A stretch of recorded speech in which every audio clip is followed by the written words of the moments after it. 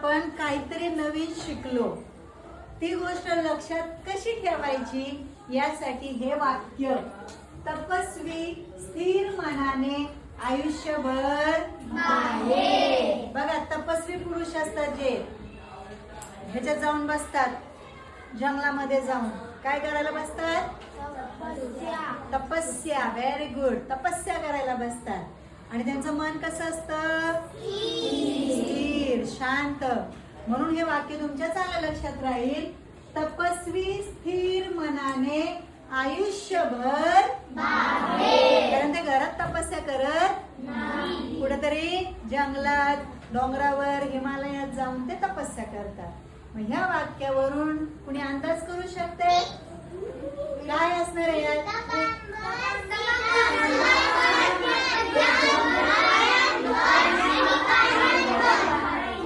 हुशार आहेत राव तुम्ही सगळेच. आता तुम्ही ओळखलंच आहे तर जरा पटापट सांगून टाका. तपस्वी वरून काय येणार?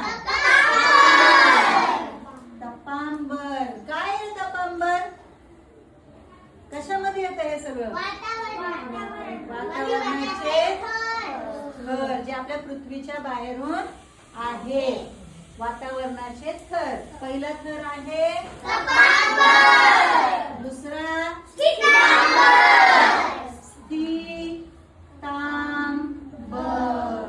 Very good.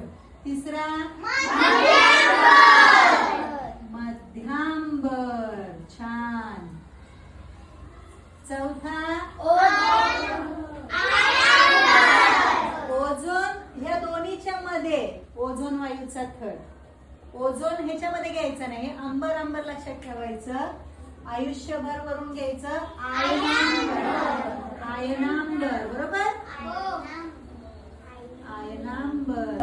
आणि शेवटचं बाह्यांबर.